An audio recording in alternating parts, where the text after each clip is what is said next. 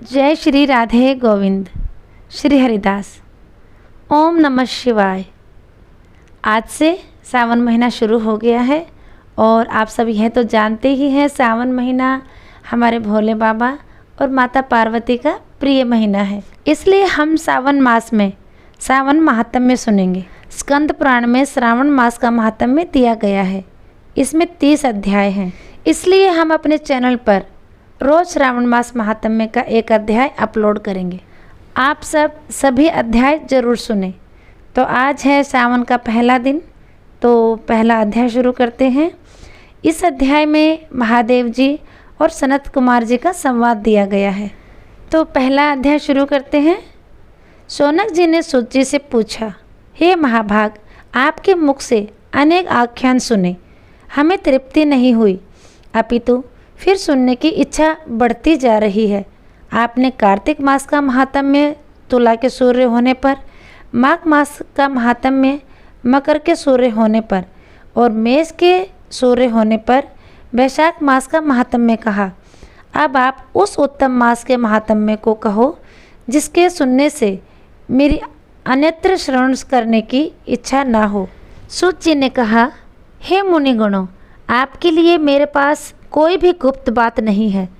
दम्भ रहित होना, आस्तिक बुद्धि होना, शठता ना होना, परमात्मा में भक्ति होना, सुनने की इच्छा होना, नम्रता होना, ब्राह्मण भक्त होना, सुशील स्वभाव होना, धैर्य होना, पवित्र होना, तपस्वी होना, दोषारोपण रहित होना, ये 12 गुण श्रोता के कहे गए हैं और ये सब गुण आप लोगों में हैं।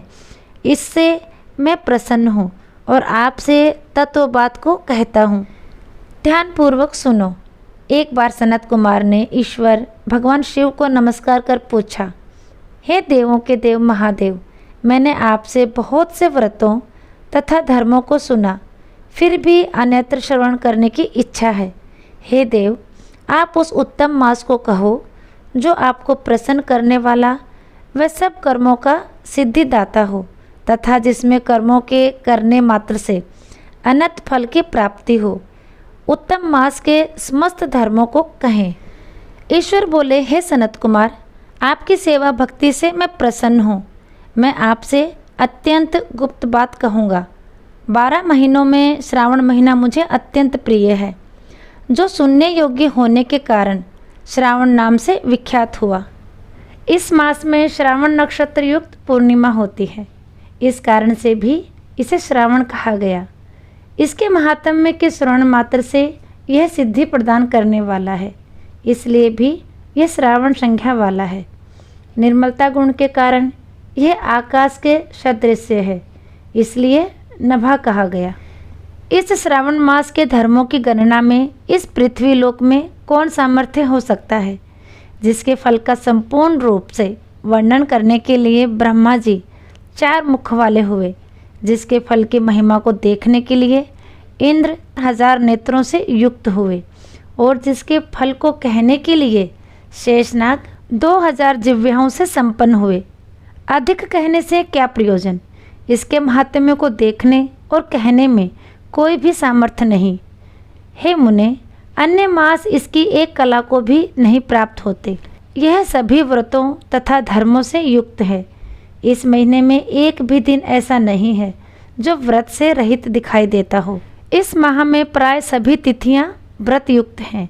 इसके महात्म्य के संदर्भ में मैंने जो कहा वह केवल प्रशंसा मात्र नहीं है।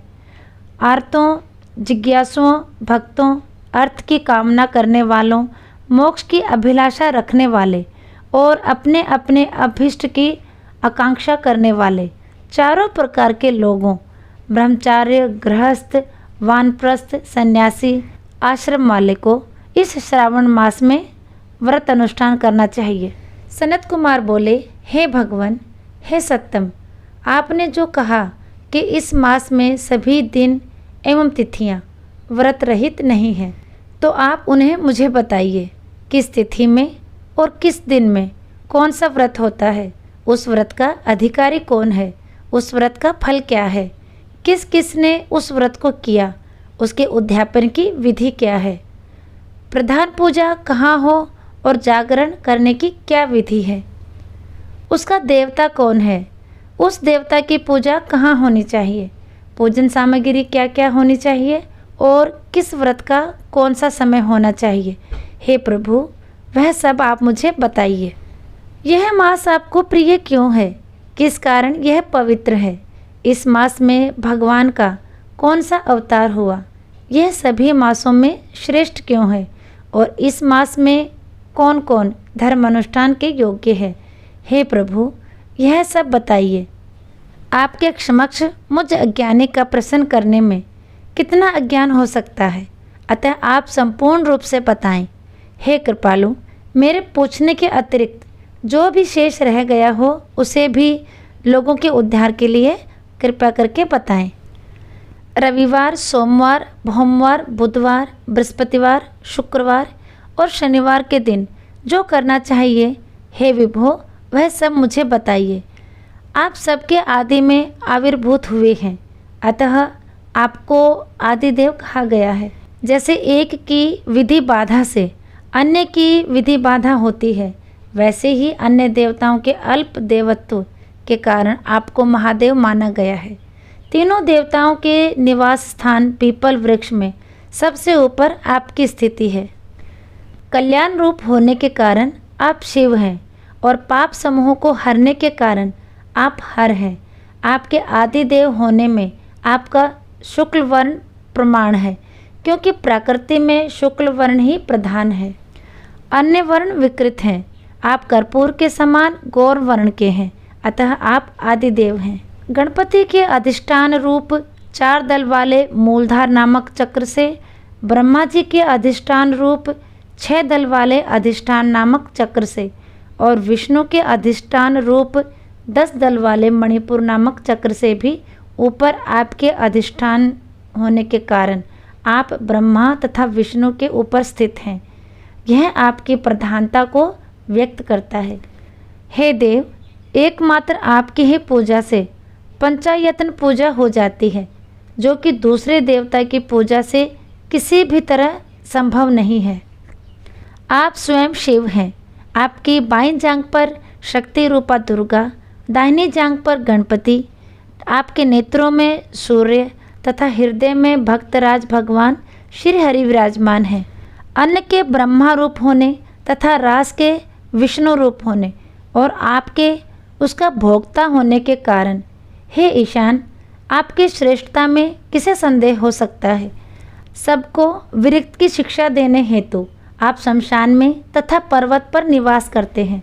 जगत का संहार करने वाले हलाहल को गले में किसने धारण किया। महाप्रलय की कालाग्नि को अपने मस्तक पर धारण करने में कौन सामर्थ्य था। पतन की ओर धकेलने वाले कामदेव को आपने भस्म किया।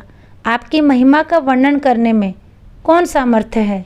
मैं एक तुच्छ प्राणी करोड़ों जन्मों में भी आपके प्रभाव का वर्णन नहीं कर सकता। अतः हे महादेव, भक्तों के कल्याणार्थ आप मेरे ऊपर दया करें, इस मास के महात्म्य को कहें। इस प्रकार श्री स्कंद पुराण के अंतर्गत ईश्वर सनत कुमार संवाद में श्रावण मास महात्म्य का पहला अध्याय पूर्ण हुआ। अगर आपको मेरा ये श्रावण मास महात्म्य का पहला अध्याय पसंद आता है तो इसे फ्रेंड्स फैमिली में ज़रूर शेयर करें, वीडियो को लाइक और चैनल को सब्सक्राइब भी कर लें। फिर मिलेंगे अगले वीडियो में, तब तक के लिए श्री राधे।